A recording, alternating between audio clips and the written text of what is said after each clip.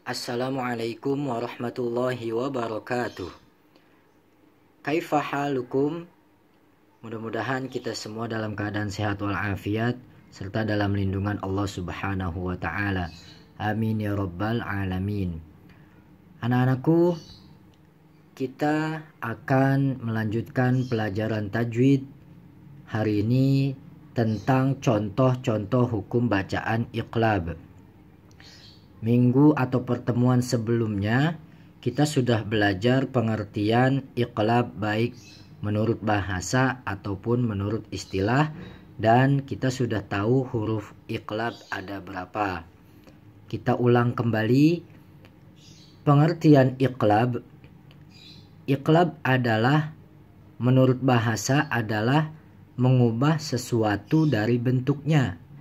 Iqlab menurut bahasa adalah mengubah sesuatu dari bentuknya. Minggu yang lalu atau pertemuan yang lalu, Bapak berjanji akan menjelaskan pada kesempatan minggu atau pertemuan berikutnya.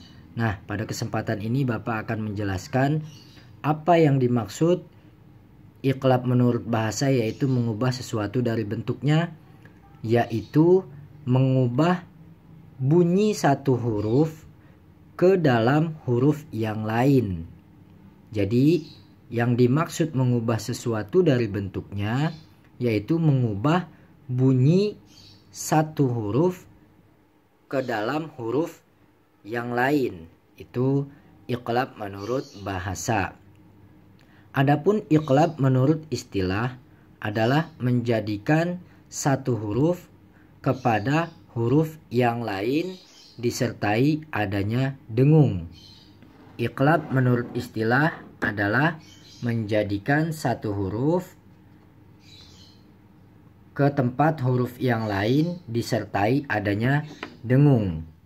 Jadi sama seperti yang tadi Bapak jelaskan, yaitu menjadikan satu huruf ke tempat huruf yang lain maksudnya adalah mengubah bunyi huruf yang satu ke dalam huruf yang lain. Itu pengertian dari bacaan iqlab. Nah, langsung saja kita lihat contohnya di sini. Yang pertama, contoh nun sukun bertemu huruf ba di dalam dua kata. Nah, kita juga sudah tahu bahwa hukum bacaan iqlab hurufnya hanya huruf ba, yaitu satu huruf ba. Nah, sekarang kita lihat contoh nun sukun bertemu huruf ba di dalam dua kata. Apa itu contohnya? Coba dengarkan baik-baik cara membacanya. Mim ba'di. Mim ba'di. Ya, jadi ini kita lihat di sini contohnya nun sukun bertemu dengan huruf ba di dalam dua kata. Min satu kata, ba di satu kata yang lain. Makanya ini disebut contoh nun sukun bertemu huruf ba di dalam dua kata. Nah, kita masuk ke dalam pengertiannya. Yang dimaksud iqlab kan pengertiannya adalah mengubah sesuatu dari bentuknya atau menjadikan satu huruf ke tempat huruf yang lain disertai adanya dengung. Yang dimaksud di sini adalah kita lihat di sini ada nun sukun, kemudian bertemu huruf ba. Tetapi nun sukun di sini bukan dibaca nun, tapi dibacanya mim. Berubah bentuknya dari nun menjadi huruf mim. Sekali lagi, hurufnya dan bunyinya juga berubah. Yang tadinya berupa huruf nun menjadi huruf mim. Makanya kalau di Al-Quran biasanya terdapat tulisan huruf mim kecil di huruf ba-nya. Biasanya di Al-Quran terdapat huruf mim kecil di huruf ba-nya. Jadi sekali lagi cara membacanya adalah mim ba'di, bukan min ba'di. Jadi nun sukunnya sudah tidak terbaca diganti dengan bacaan huruf mim atau huruf ma ya, mim. Terus disertai dengan adanya dengung, artinya ditahan sebanyak atau selama seukuran 2 harokat. Jadi cara membacanya mim ba'di, mim ba'di, 2 ketuk ya. Jadi tidak langsung mim ba'di, bukan begitu, tapi ditahan seukuran 2 harokat atau dengung. Mim ba'di, seperti itu.